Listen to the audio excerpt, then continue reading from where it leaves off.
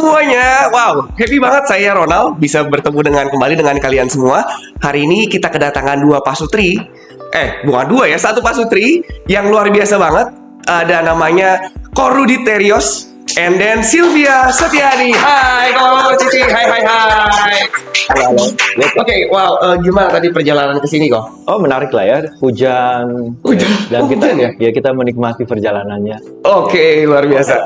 Nah, boleh tahu nih sedikit background dari Koko dan Cici? Oh, kita menikah 22 tahun. Ya, kita sudah menikah 22 tahun. Wow, 3 tahun lagi perak deh ya? Iya, 3 tahun lagi perak. Punya 2 anak. Ya, sudah teenagers. Oh, sudah teenagers. Cowok dan cewek. Yes. Sudah mau kuliah. Ya. Dan, rencana di Indonesia apa overseas? Oh, dia tidak mau jauh-jauh, ya sudah di Indonesia aja. Iya. Tapi dia yang pilih sih. Dia. Iya. Kemudian kita aktif di industri asuransi. Oh, oke. The last 20 years. Wow, 20 years ya? Yes. Wow, luar biasa. Itu sih. Kalau Cici? Oke, saya dulu kuliah di ekonomi. Oke. Kemudian berkarir di bank sebentar, kemudian di perusahaan otomotif, kemudian pindah jadi konsultan IT. Di perusahaan Belanda sebelum join ke Rudi di Brunei. Oke, bareng sama Koko ya. Ini kalau boleh tahu kenalnya di mana nih?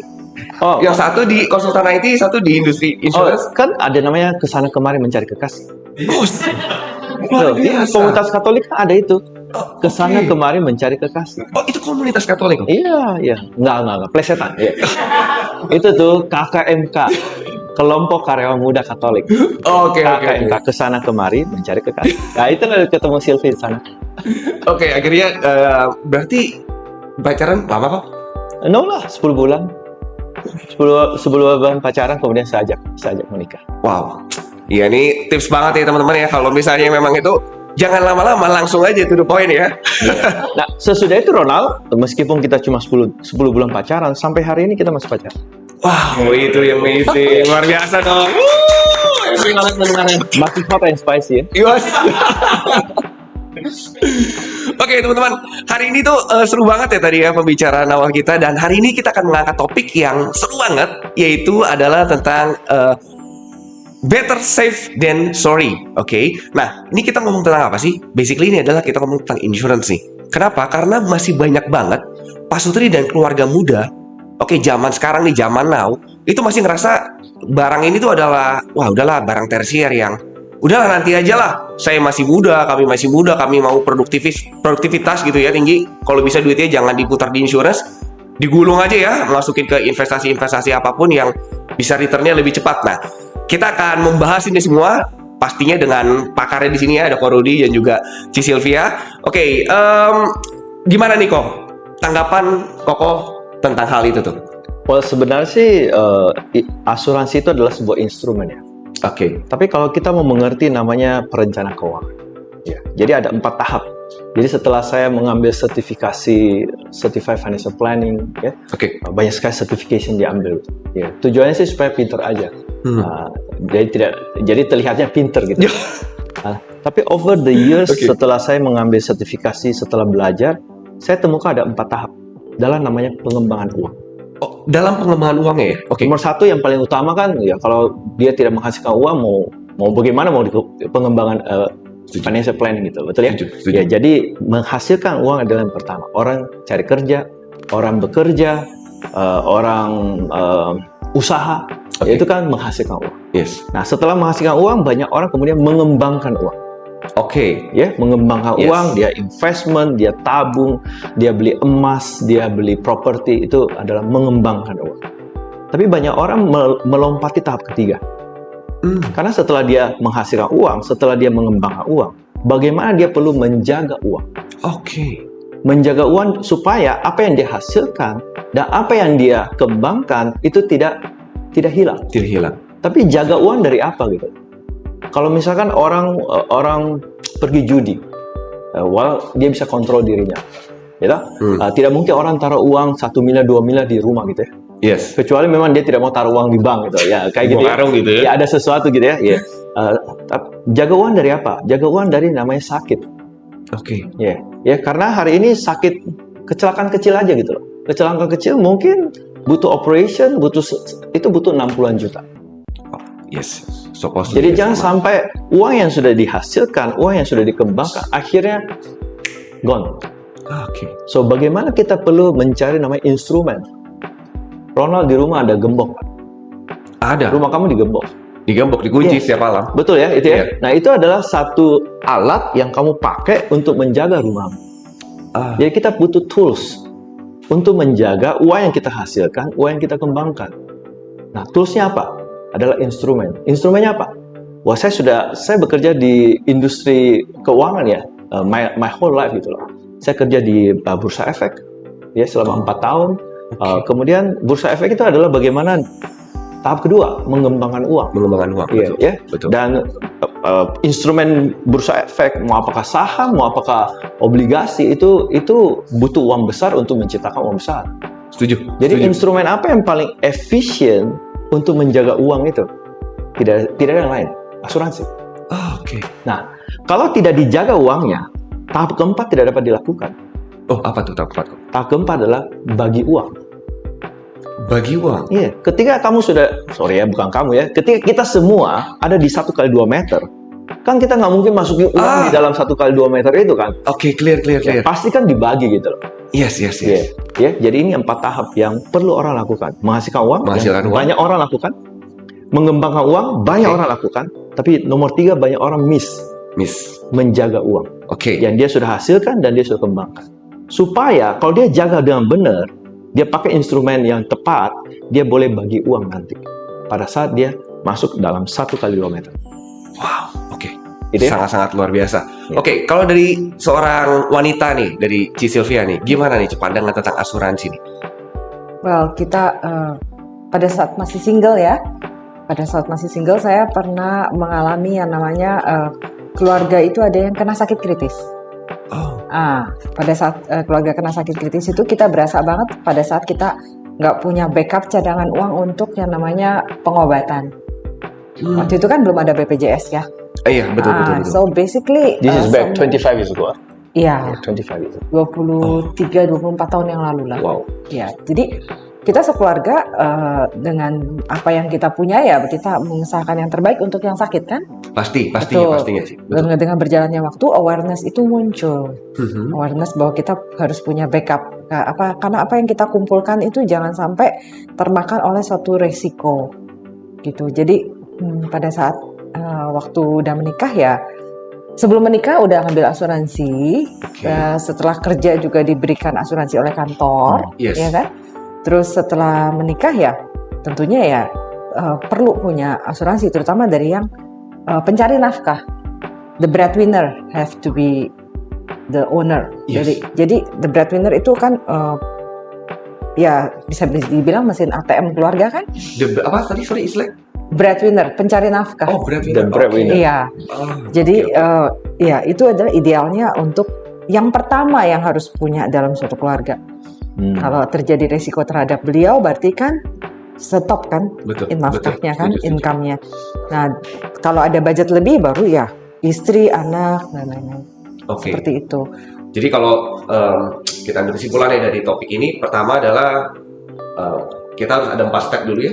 Yes. Yang gue bilang, dari pertama mencari uang, mengembangkan uang, menjaga uang, dan baru kita delegasikan nih, bagi-bagi uang ya. Bagi-bagi uang. Bagi-bagi uang. Nah, pertama kali yang perlu dijaga ini adalah siapa? Adalah si mesin ATM ini ya.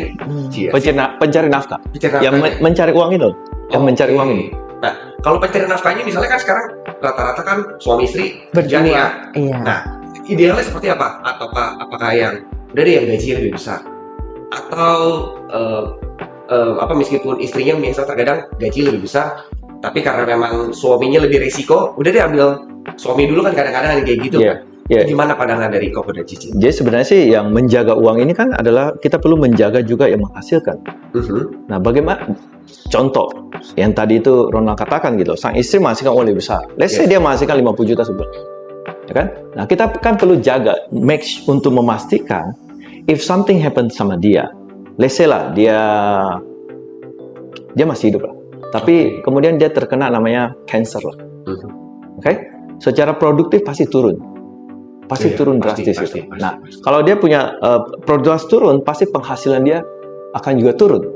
Mungkin juga dipangkas habis gitu. alias dipecat. Nah, bagaimana cara kita memastikan kalau sampai hal itu terjadi, penghasilan yang dia hasilkan 50 juta ini masih tetap ada buat keluarga. Oke. So kita boleh hitung gitu loh.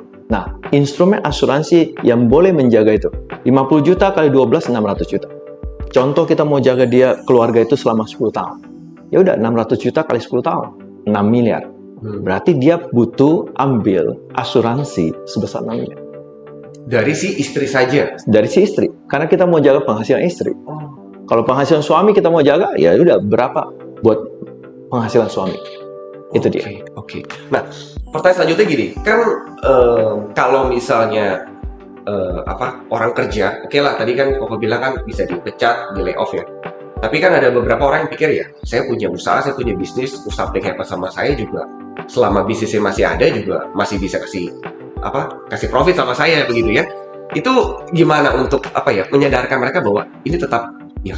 Sebenarnya at the end of the day, nomor 3 ini dalam menjaga ini, orang ambil instrumen asuransi atau tidak, Ronald, sebenarnya dia sudah punya.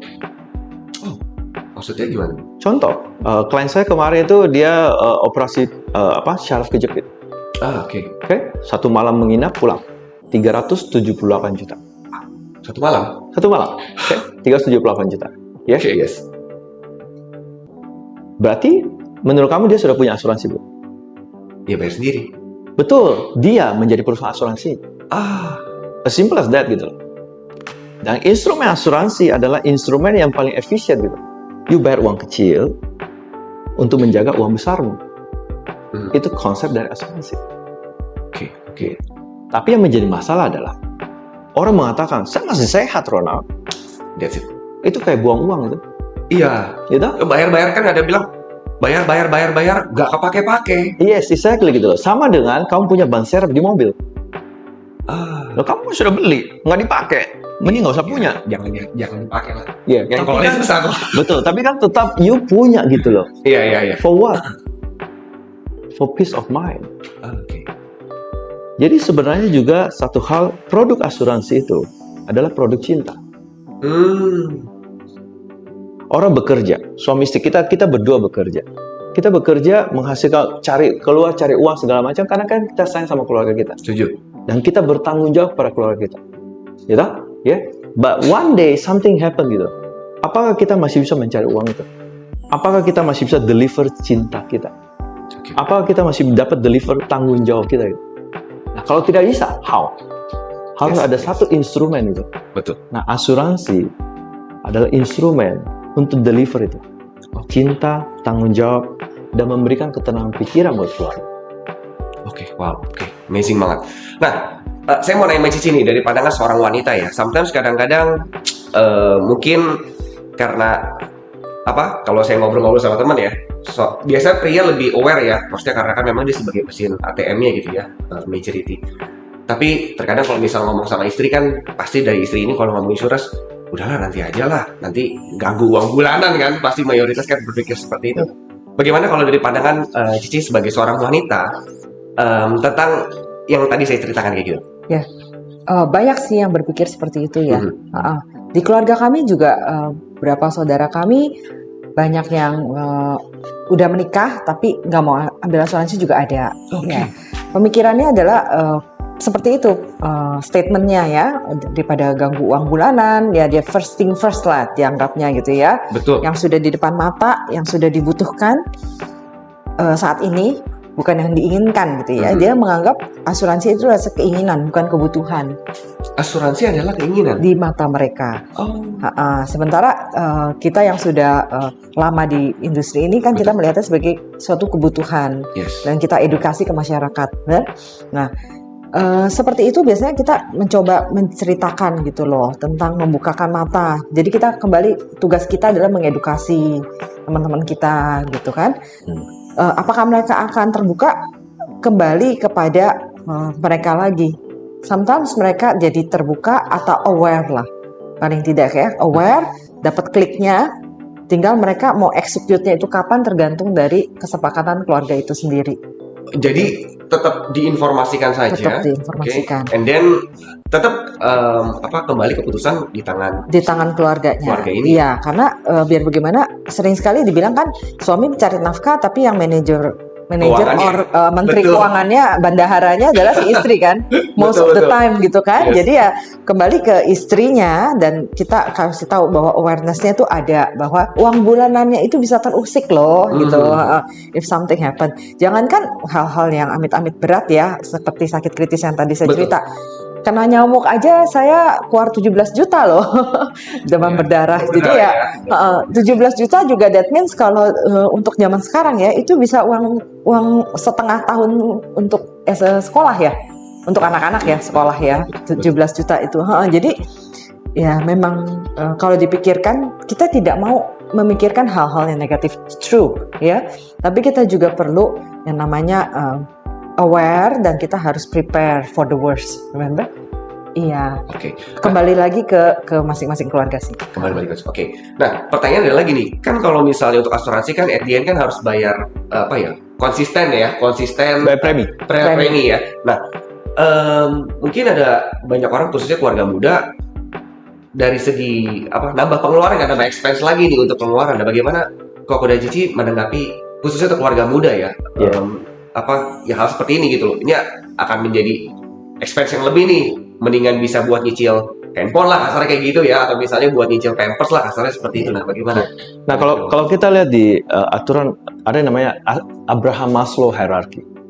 Ya, Maslow hierarchy. Ya, Maslow hierarchy itu dia membicarakan tentang kebutuhan. Oke. Kebutuhan paling dasar itu adalah sandang, pangan, papan. Oke, kebutuhan dasar gitu. Nah, kalau dia sudah penuhi itu, baru dia bisa naik ke level berikutnya, yang namanya security.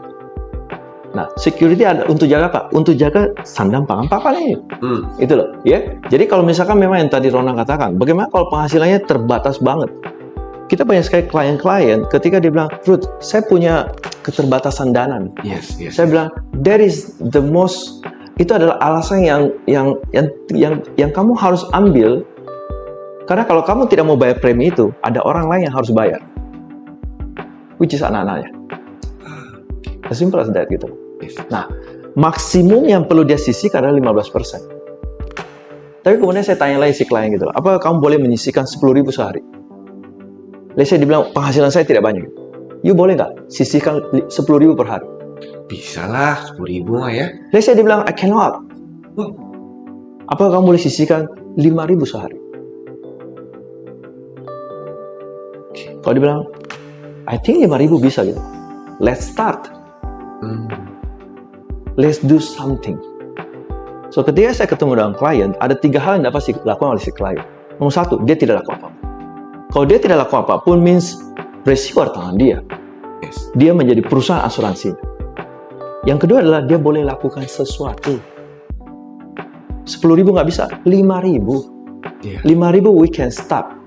Do something. Atau yang ketiga adalah we do everything. Nah, dia pilihlah. And most client memilih yang kedua, do something. Even though it start small gitu loh. Start small. Jadi yang penting yang ada dulu aja gitu ya konsepnya ya. Do something. Dengan kondisi hari ini ya, dengan kondisi hari ini gitu. Saya cuma punya uang 5.000 perak sehari. Nah, instrumen apa di luar sana yang dapat membantu saya gitu? 5.000 sehari berarti 150.000 sebulan. Adakah instrumen yang bisa bantu saya? Nah, dia carilah. Ketika orang bekerja, dia tidak mungkin flat seperti itu. Kalau dia bekerja dengan baik, dia mengembangkan dirinya, pasti dia akan naik gradually. Nah, ketika dia gradually naik, ya dia kemudian update dia punya program. Kayak gitu. Clear. Oke, kalau misalnya dari Koko Cici sendiri boleh sharing nggak implementasi penerapan dari insurance untuk family Koko ini seperti apa nih? Yes. Ya, jadi karena saya duluan menjalankan, saya pergi belajar, ambil sertifikasi segala macam, ya. Mostly saya ya kita berdua diskusi ya. Tapi yang jelas adalah keluarga kita punya program yang paling dasar, which means kalau misalnya sampai harus masuk rumah sakit, kita nggak usah keluarin dari tabungan kita gitu, ya.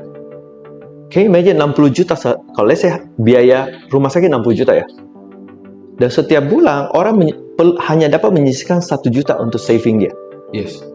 Berarti bahwa dia harus saving selama 4 tahun. 60 bulan, 5 tahun, untuk 3 hari.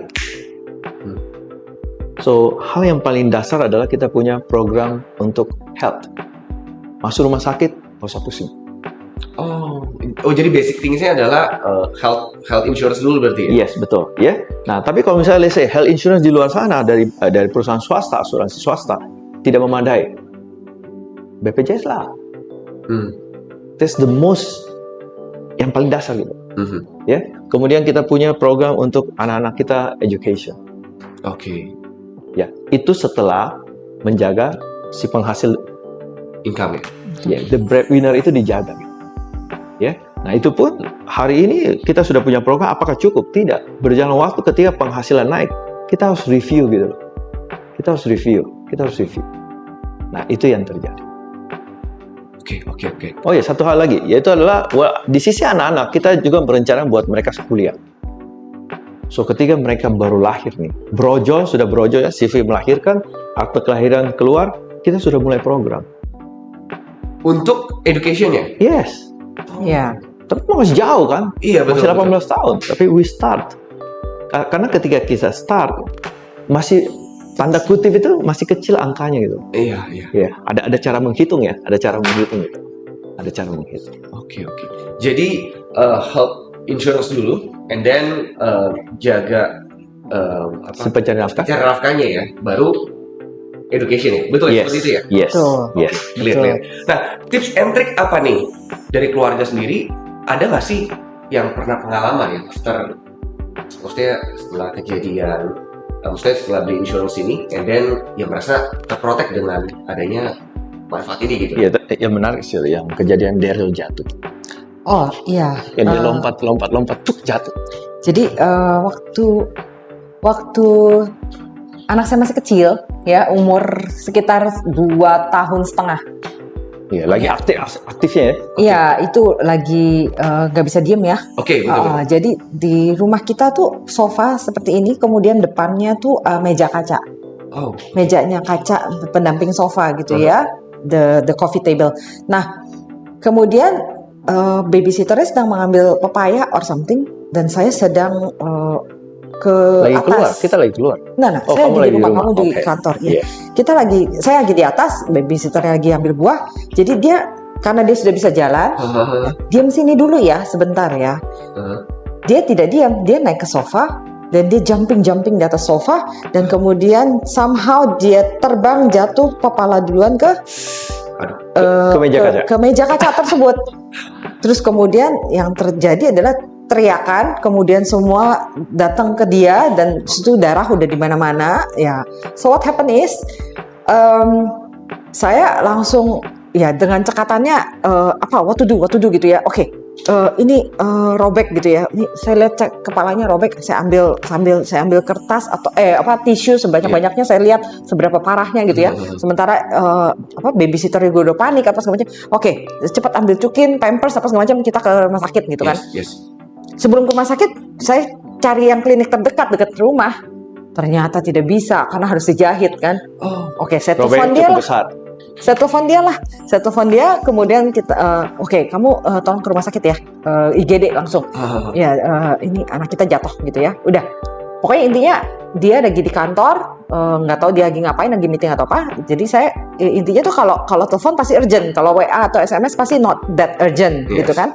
Jadi dia langsung angkat, dia langsung respon, saya langsung nyetir bawa bertiga sama anak saya, membabysitter saya ke rumah sakit Siloam, and ditanganilah di sana.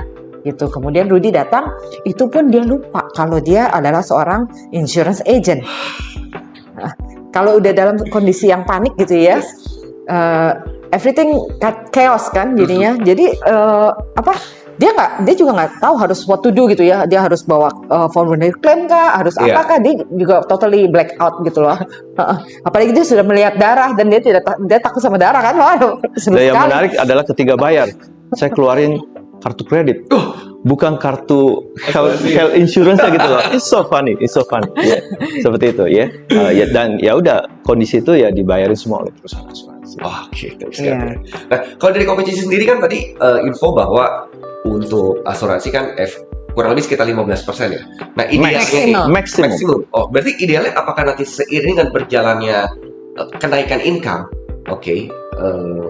itu 15% ini Ikut naik dong. ikut naik juga tetap. You punya penghasilan 10 juta, you sisihkan 15%, 1,5 juta. Oke. You punya penghasilan naik 20 juta, itu di adjust juga 15%-nya. Maksimum tetap 15%. Yes, maksimum 15%. Tapi mostly kita tidak minta klien kita sisihkan 15%. Because itu max. Ya, kebanyakan is kurang lebih 10 gitu loh. Ya, kalau enggak ada klien yang saya maxkan 15% gitu, dia bilang, "Aduh Ruth," saya bilang, "Kenapa Pak? Ada masalah?" Dia bilang, "Iya Ruth, kalau saya sisihkan 15%, saya nggak bisa main golf Ruth." Saya bilang, Oke, ya jangan dong, itu golf penting gitu. Dan kita kurang lebih 9%-an kita setting gitu. Ya, kayak gitu. Untuk penduduk Indonesia itu perlu dihitung dengan baik. Baru berpenghasilannya dari satu atau maksudnya single breadwinner gitu ya, itu harus benar-benar diatur. Karena pajak itu mungkin sekitar 15-35% kan, itu udah pajak sendiri. Tambah 10% perpuluhan. Tambah lagi kalau misalkan disisihkan 10% untuk insurance, terus sisanya itu berapa gitu kan? Belum lagi itu kalau dulu dibilang saving dulu baru spend, tapi ideally pada saat kita sudah menerima uang, kita pasti akan mendahulukan bukan spend, tapi pay or debt first.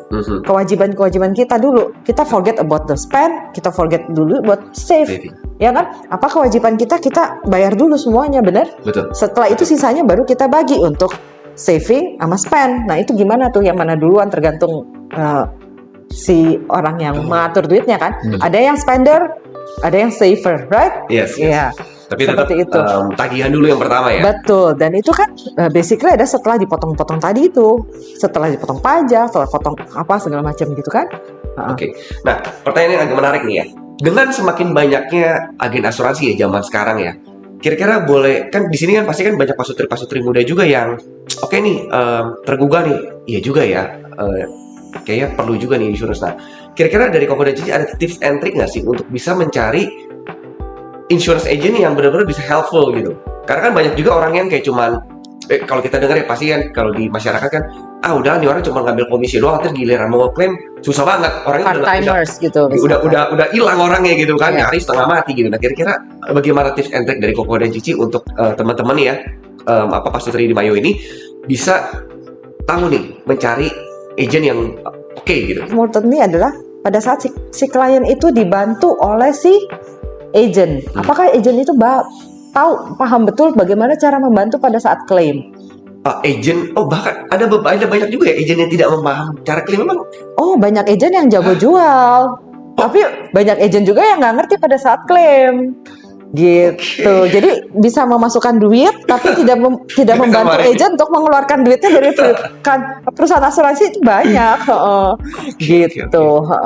So penting sekali untuk kita kerja ya mungkin profesionalisme tadi ya, jadi end to end lah, di depannya kita melakukan dengan baik. Betul. Bukan janji-janji palsu. Orangnya nggak overthinking, over promise berasanya gitu dari si agent yang menjual. Yes. Oke, berarti satu agent yang tahu tentang produknya, tahu tentang company-nya.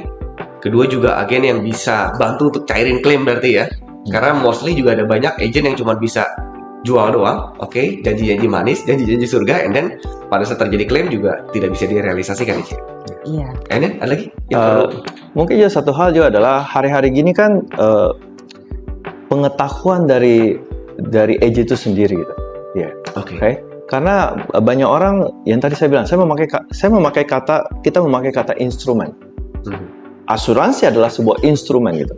Banyak orang cuma melihat bahwa itu adalah sebuah produk, tapi it's an instrument. Itu sama halnya dengan deposito, sama halnya dengan sertifikat saham, sama halnya dengan sertifikat obligasi gitu. Sama. It's an instrument, a financial instrument gitu. Jadi pengetahuan dari seseorang itu juga penting gitu. Ya, apakah dia ada mempunyai certification? Ya, apa sih track record dia gitu? Dia sudah punya berapa klien? Ya, kembali lagi tadi yang dibilang oleh Rudy ya, perlu ada pengembangan diri dari si agent kan, dengan ilmu, dengan financial planning. Nah, tadi yang saya sebutkan tadi, dikombinasikan dengan kebutuhan si klien lagi. Seperti yang tadi saya bilang pada saat pemilihan agent. Karena banyak orang yang mau membawa produk, menjual ke masyarakat gitu ya. Betul, bawa produk betul. Apakah masyarakat itu cocok dengan produk itu apa enggak, dia nggak peduli. Karena produk ini baru launching, lagi hot-hotnya gitu misalkan ya. New release gitu kan ya, happening gitu banget. Yes. Jadi yang seperti itu tuh kita berusaha hindari karena kita mau jaga profesionalisme gitu. Oke. Nah, Koki Cici boleh closing statement nih kok. Kira-kira apa nih khususnya untuk para pasutri yang udah di sini? Mungkin 1-2 patah kata gitu ya, 1-2 patah kalimat gitu ya dari Koko dan Cici. Apa yang harus mereka lakukan sebagai seorang pasutri muda, khususnya dalam menjaga uang mereka? Silakan. Dari Koko dulu atau dari Cici dulu? Silakan. Dari Rudy dulu deh. Oke ya. Seperti yang saya katakan gitu loh. Produk asuransi adalah rekan-rekan, produk asuransi itu adalah produk cinta, produk tanggung jawab. Orang yang punya cinta, saya percaya Anda punya. Orang yang bertanggung jawab, saya percaya Anda punya. Adalah mereka-mereka yang kemudian consider. Karena yang menjadi masalah yang kami temukan di lapangan adalah ketika klien itu temukan bahwa dia punya problem. Problem apa? Dia masuk rumah sakit, dia butuh biaya. Ya, dia menemukan sesuatu dalam tubuhnya, dia harus bereskan, dia butuh biaya. Dan pada saat itu, kalau dia tidak punya program asuransi, instrumen asuransi, saya cuma dapat mengatakan, I'm sorry, I cannot help you. Tapi pada saat dia sudah punya, pada saat itulah dia mengatakan bahwa instrumen asuransi itu adalah instrumen yang dia ambil karena dia cinta. Dan dia tanggung jawab kepada keluarganya. Dan karena dia mau memberikan ketenangan pikiran buat keluarganya. So di sisi itu yang perlu Anda consider gitu. Tentang budget segala macam, you can always start. Do something. Kalau nggak bisa do everything, do something. Dan kemudian dari do something yang Anda sudah budgetkan, Anda cari produk apa yang sangat sesuai dengan kebutuhan Anda. Semoga membantu. Dari Cici? Iya, Tuhan selalu memberikan rezeki kepada umatnya. Pada saat kita masih single maupun kita sudah berkeluarga, masing-masing punya rezeki dari Tuhan. Namun ada baiknya kita menjaga rezeki dari Tuhan itu dengan wise, ya. Dan salah satunya adalah cara yang diberikan oleh saat ini di Indonesia ada beberapa banyak perusahaan asuransi. Dan agent yang bertanggung jawab. Masuklah dari sana dan bertanyalah yang banyak dan pilihlah dengan berdoa dan wise untuk produk keluarga Anda. Oke. Thank you banget nih Koko Cici, luar Thank you, biasa Ronald. banget. Saya pribadi sangat Senang ngobrol. inspired banget tentang insurance. Saya juga terbuka nih matanya nih bahwa memang jangan cuma nyari doang, tapi juga kita harus menjaga daripada better safe than sorry ya. That's right. Oke, Oyo Talks, sip lah. Oke, sumber inspirasi Pak Sutri. See ya semua, bye-bye. God bless.